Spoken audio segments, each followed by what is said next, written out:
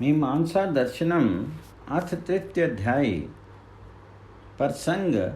इस तृतीय अध्याय में 3 दिनों से उरीन होने के उपाय, मंत्रोच्चारण विधान और वेद निषिद्ध कर्मों का त्याग आदि विषयों का वर्णन करेंगे।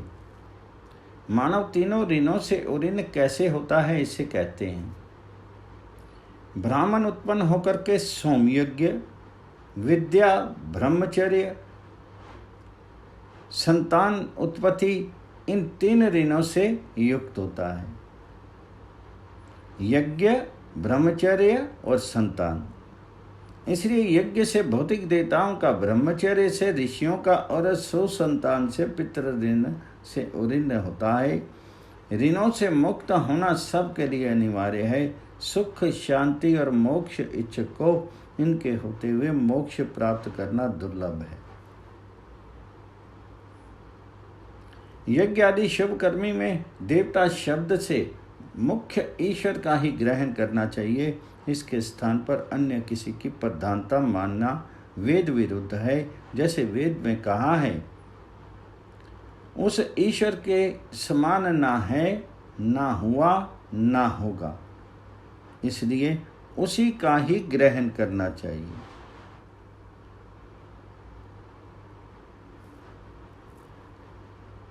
शुभ कर्मों के अनुष्ठान ना होने और विधि में न्यूनतत्व अधिकत्व के होने पर प्रायश्चित का विधान किया है। प्रश्न। कर्मों की सफलता में कारण। काम्य कर्मों का अनुष्ठान उसके अंगों सहित करने पर ही अभीष्ट फल की प्राप्ति होती है।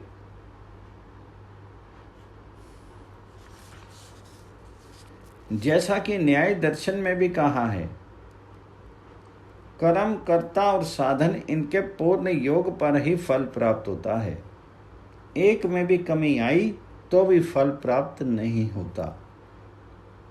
कई लोग ईश्वर के स्थान में मूर्ति को प्रतिनिधि समझ बैठे, जो अत्यंत वेद विरुद्ध है। इसी प्रकार स्वामी के स्थान में अन्य की तद्दत्त मान करके याग संपन्न करना भी स्वामी के फल में बाधक है।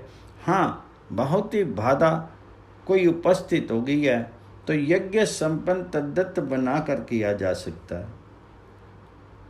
यज्ञ शेष को सर्वप्रथम कौन ग्रहण करे? सर्वप्रथम यज्ञ शेष को ब्रह्मा से मुख्य यजमान आशीर्वाद के पश्चात ग्रहण करे। फिर सभी ऋत्विज और यज्ञ में आए हुए नर नारी ग्रहण करें। कुछ लोग द्रव्य रूप, कोई तप रूप, योग रूप और कोई स्वाध्याय रूप यज्ञ करते हैं। इस प्रकार नानाविध यज्ञों का शास्त्रों में विधान किया है, जिसका उद्देश्य ईश्वर प्राप्ति और परस्पर संगति लाभ है। इसलिए यज्ञ शेष भक्षण के भी सभी अधिकारी हैं। प्रश्न। दोनों समय संध्या हवन का विधान। दोनों काल संध्या हवन से मानव जीवन की सफलता का विधान है। जप का जाप या ओम, जो परमात्मा का मुख्य नाम है, गायत्री मंत्र का जाप या ओम, उसके जाप से और हवन से बालों की गिरावट नहीं होती। इससे सिद्ध है कि मनुष्य को नित्य प्रति सायं, प्रातः, संध्या और अग्निहोत्र अवश्य करना चाहिए।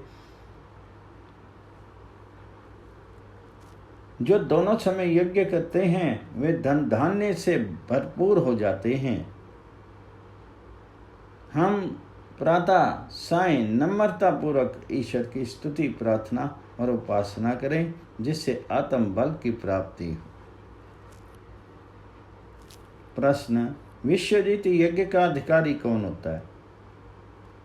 चक्रवर्ती राजा की इच्छा वाला विश्वजीत याग को करे, क्योंकि जब राजा को ओर से संपूर्ण प्रजा में शांति, न्याय व्यवस्था आदि पक्षपात पूर्वक होती है, तभी शुभ कर्मों की प्रवृत्ति होती है, अन्यथा कुराज व्यवस्था से नहीं। इसलिए उक्त याग को शुभ कर्मों की प्रवृत्ति का हेतु कथन किया है। विश्वजित याग का कर्ता किसी से मोल नहीं लिया जा सकता और किसी प्रकार भी किसी के वशीभूत नहीं होता, सथा स्वतंत्र रहता है। ये याग स्वतंत्रता प्राप्ति का एकमात्र साधन है। प्रश्न, पुनः यज्ञकर्ता का कर्तव्य कर्म। यज्ञ की सामग्री में कोई दूषित द्रव्य मिला हुआ ना हो, जिससे याज्ञिक लोगों को किसी प्रकार की हानि ना हो और यजमान को दोष ना लगे, इसलिए निर्वापन देवता वाचक नहीं अपितु सामग्री के शोधनार्थ। जो यजमान स्वेच्छा से यज्ञ के बीच में उठता है उसको दीक्षा का अपराध प्राप्त होता है। दूसरे अश्रद्धा भी मानी जाती है, इसलिए सब कार्यों से निवृत्त होकर के यज्ञ में बैठे हुए समाप्ति तक ना उठे और अपनी टांग ना अड़ाएं। जैसा ब्रह्मा विधि विधान से करावे करता जाए, अधिक ना बोलें, ननु नच ना करें, जिससे दीक्षा अपराध प्राप्त ना होवे। दीक्षित पुरुष यज्ञ के समय में कोई अन्य कर्म ना करें, क्योंकि मुख्य को छोड़ करके अन्य नियत कर्म आवश्यक नहीं। सब साधनों में दोषों की समानता के कारण अथवा साधनों के छिन्न भिन्न होने पर प्रायश्चित अवश्य होना चाहिए, जिससे दोष निवृत्त हों या आगे अशुद्ध ना हो पाए। प्रश्न, 100 वर्ष की आयु प्राप्ति के साधन। ब्रह्मचर्य और सदाचार से 100 वर्ष जीता है, अर्थात ब्रह्मचर्य और तप संयम से मनुष्य मृत्यु पर भी विजय प्राप्त कर सकता है। इसलिए पूर्व ऋषि मुनि भी मनुष्य ही थे, कोई अलौकिक सामर्थ्य वाले नहीं थे। जैसा कि कुछ लोग उनको अलौकिक मानते हैं, देहधारी नहीं, सो उचित नहीं। आप हम जैसे शीरधारी ही थे।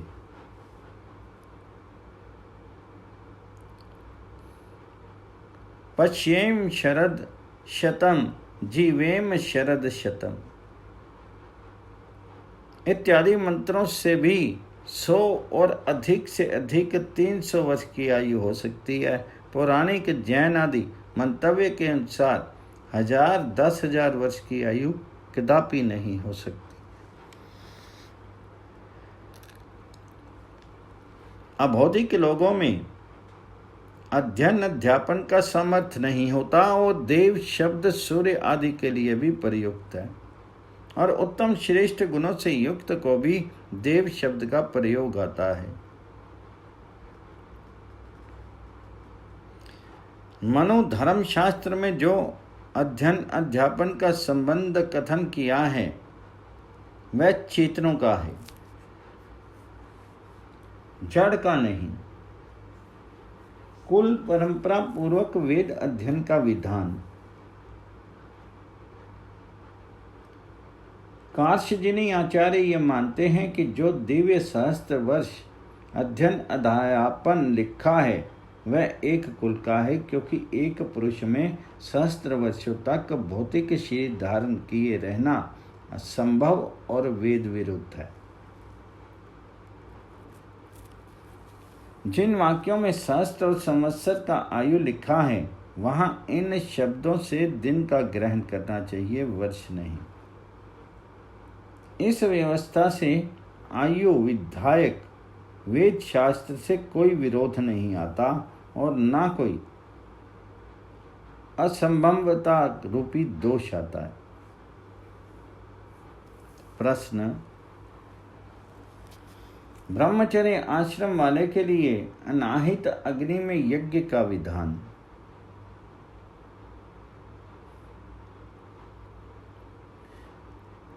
आह्वनीय जुहोति इत्यादि वाक्यों से उपनयन संबंधी यज्ञ आहित अग्नि में ही होना चाहिए। जो ब्रह्मचारी को अनाहित अग्नि में यज्ञ करना नहीं मानते हैं, उनका ये मत उचित नहीं, क्योंकि आहित अग्नि में सपत्नी गृहस्थ के लिए ही होना चाहिए। ब्रह्मचारी को तो अनाहित अग्नि में करना चाहिए। भाव ये कि अग्नियां 5 प्रकार की होती हैं।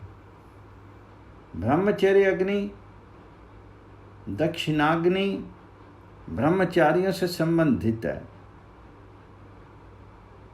गार्हपत्य गृहस्थों से, आवाहनीय वानप्रस्थों से, प्रजापत्य सन्यासियों से और योग अग्नि योगियों से। प्रश्न, स्त्री का कर्तव्य। स्त्री का प्रयोजन केवल संतान उत्पत्ति ही नहीं, अपितु यज्ञ आदि वैदिक कर्म भी पति के साथ करने की अधिकारी है। सोम का पीने वाला दूसरी स्त्री के साथ विवाह की इच्छा ना करे। इससे वैदिक धर्म में केवल एक ही स्त्री की आज्ञा है। आपत्ति अर्थात पहली से संतान ना हो तब द्वितीय के साथ करे या ना करे। कुछ लोग इससे बहुविवाह की विधि स्वीकार करते हैं। वह सूत्रकार और वैदिक सिद्धांत विरुद्ध है, क्योंकि वेद में कहा है बहुत संतान वाले दुख को प्राप्त होते हैं। फिर बहुत स्त्रियों से तो बहुत संतान होगी ही। प्रश्न, संस्कार करने का काल। नामकरण, चूड़ाकर्म आदि संस्कार पवित्र दिनों में होने चाहिए, क्योंकि उन शुभ संस्कारों के करने का विधान स्मृति और शास्त्रों में शुभ दिन के लिए ही लिखा है। तपे हुए दूध में जो दही डालने से फट करके कठिन भाग मावा अलग हो जाता है, उसे आमीक्षा कहते हैं। प्रश्न, ऐश्वर्य प्राप्ति के लिए श्री यज्ञ का विधान। ऐश्वर्य की इच्छा वाला 13 दिन तक श्री यज्ञ का अनुष्ठान करे। इसके लिए मंत्र ये हैं: श्रीष्टे लक्ष्मीश्चिते। प्रश्न, मंत्रोच्चारण धैर्य आदि पूर्वक करें। यज्ञ के मंत्रों का उच्चारण धैर्य, माधुर्य और स्पष्टता पूर्वक सुस्वर से करना चाहिए, ऐसा आचार्य का मत है। यदि मंत्र उच्चारण धैर्य आदि पूर्वक शास्त्र विधि से न किया जाए तो बहुत से दोष माने हैं। जैसे पहला, श्रोताओं को मंत्र श्रवण में आनंद नहीं आएगा।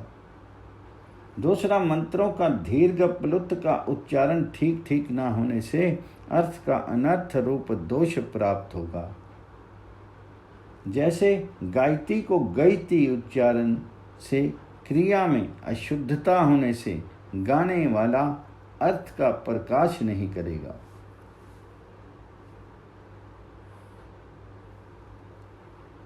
ओम देव दत्तों को प्लुत खींचकर ना बोलने पर संबोधन विभक्ति ना मानकर प्रथमा माननी पड़ेगी।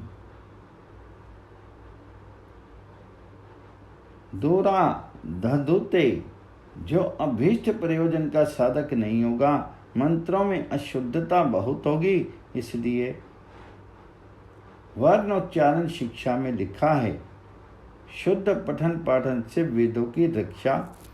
वेदों में सन्निहिति नानक विद्याओं का प्रकाश ज्ञान। हम परमात्मा से क्या चाहते हैं वैसी प्रार्थना प्रकाशित होती है और हमको कर्तव्य अकर्तव्य का बोध होने से कर्तव्य का अनुष्ठान अकर्तव्य का त्याग करके हम सुख शांति को प्राप्त होते हैं। जैसे पाक यज्ञ में लाजा और द्रव्य याग अंग हैं, वैसे ही ऋचि सामगायता, ऋचाओं का सुस्वर से गान करना भी यज्ञ का प्रधान कर्म है। प्रश्न, यज्ञ के अनुसार ही मंत्र और शाकल्य का चयन करें। जहाँ जिस याग में मंत्र और शाकल्य का संबंध प्रकरण आदि से जुड़ता हो, वहाँ वैसे ही मंत्र, अर्थ और शाकल्य आदि को जोड़ना चाहिए। यदि वैसा ना किया जाए तो कर्ता को उस प्रकार के ज्ञान का अभाव रूप दोष होता है। दूसरा, अभीष्ट फल को भी प्राप्त नहीं होगा, क्योंकि करना था वृष्टि यज्ञ, उसके मंत्र और शाकल्य के स्थान पर पुत्रेष्टि यज्ञ के मंत्र और शाकल्य आदि का विनियोग कर रहा है। इसलिए न्याय दर्शन में गौतम मुनि ने कहा है, कर्म कर्ता और साधनों में उलट पुलट दोष होने से अभीष्ट फल यजमान को प्राप्त नहीं होता। जैसे सैंधव शब्द घोड़ा, काल, नमक और गमन आदि भिन्न अर्थ वाला है, परंतु भोजन के समय सैंधव मानव, सैंधव लाओ, नमक लाओ, ना घोड़ा मान्य, कुछ ये समझना चाहिए। इसी प्रकार पर्व शब्द बहु अर्थ वाला है, त्योहार और यागर्थवाची है, इसलिए प्रकरण विरुद्ध समझने वाला मूर्ख कहलाता है। प्रकरण अनुकूल ही अर्थ समझना मंत्र में भी कहा है। यहाँ वाजी और ऋषभ शब्द का घोड़ा अर्थ मानो तो अर्थ का अनर्थ दोष आएगा, इसलिए यहाँ होमवाचक है कि हम 1 मास तक ऋषभ वाजी यज्ञ को करते हैं वह करें। यजमान जिस कामना की प्राप्ति के लिए यज्ञ कराए, उसी प्रकार के मंत्र और शाकल्य का भी विनियोग पुरोहित ब्रह्मा कराए, जिससे यजमान की कामना पूर्ण हो जावे, क्योंकि पूरी होने पर ही यज्ञ और वेद के प्रति श्रद्धा अधिक होती है। प्रश्न, प्रातः सायं यज्ञ कब करना लाभकारी है? प्रत्येक यज्ञ का समय नियम निर्धारित है। जैसे प्रातः संध्या सूर्योदय से पूर्व और यज्ञ पश्चात, सायं यज्ञ सूर्योदय से पूर्व और संध्या पश्चात करें, जिससे यज्ञ में कोई मकोड़े ना पड़े। दूसरे, प्रातः यज्ञ सूर्यो ज्योति ज्योति सूर्य स्वाहा इत्यादि मंत्र से करें। सायं अग्निर ज्योतिर ज्योतिर अग्नि स्वाहा इत्यादि मंत्रों से मुख्य आहुति देवें। इससे यह भी समझना चाहिए कि प्रातः सूर्योदय में पूर्व आदि यज्ञ करें तो असत्य का दोष होगा, क्योंकि सूर्य देवता तो अभी उदय ही नहीं हुआ। और अस्त के समय सायं करें तो भी असत्य हुआ, क्योंकि अग्नि देवता अस्त हो गया। इसलिए यज्ञ के समय जिस देवता के लिए आहुति दी जावे वह होना आवश्यक है। जैसे अतिथि के आने से पूर्व थाली परोसना और चले जाने पर परोसना व्यर्थ है, वैसे ही सूर्योदय से पूर्व और अस्त के पश्चात यज्ञ करना उचित नहीं। हाँ, आपत्ति और अखंड यज्ञ की बात छोड़ करके। आपत्ति काले मर्यादा नास्ति। और सुनो नियम की बातें। यजुर्वेद 18, 24, 25, 26 में गणित विद्या का उपदेश किया है। आज तक उसके आधार पर लाखों करोड़ों की संख्या का जमा घटा गुना और भाग किया जा रहा है। वेद शास्त्रों में वर्ण आश्रमों के गुण कर्म स्वभावों का वर्णन, राजा प्रजा गुरु शिष्य आदि के कर्तव्यों का वर्णन है। जैसे कम से कम 25 वर्ष का लड़का 16 वर्ष की लड़की विवाह पूर्व अवश्य हो, एक साथ ना पढ़े पढ़ावें, विद्यालय में ही रहें। आज ये मर्यादा तोड़ी जा रही है, जिसका फल यह कि आज भावी संतान का चरित्र और सदाचार नष्ट हो रहा है। अथर्ववेद में भी कहा गया है, 3:30:1 में 2:3:4 अनुव्रता पितु पुत्रो मात्रा भवतो सम्मना, अर्थात पुत्र माता पिता आदि का सेवक और आज्ञाकारी हो। बहन भाई आपस में प्रेम से रहें, मधुर वाणी बोलें, एक दूसरे से इस प्रकार से प्यार करो जैसे नवजात गौ अपने बच्चे से प्यार करती है।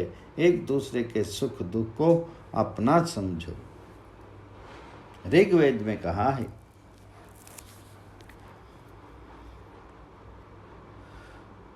10:190 2:2-3 में कहा है, मिलकर चलो, मिलकर सुख दुख और समाज राष्ट्र के उत्थान की बात करो, मिलकर खाओ पियो और यज्ञ याग का संपादन करो, ऊंच नीच के भाव मिटाओ। ब्रह्मचर्येन तपसा राजा राष्ट्रम विरक्षति। अथर्ववेद, ब्रह्मचारी सदाचारी न्यायप्रिय पक्षपात रहित त्यागी तपस्वी और उत्तम गुण युक्त ही राजा गौ राष्ट्र और वैदिक धर्म की रक्षा कर सकता है। केवल वोट मात्र वाला सगुणहीन नहीं, अर्थात चयन वाला, गुणों के आधार वाला हो, इत्यादि अनेकों नियम की बातें जो आज समाज में नहीं हैं, जिनका फल सर्वत्र त्राही त्राही भ्रष्टाचार अनाचार व्याप्त है। अशांति ही अशांति है।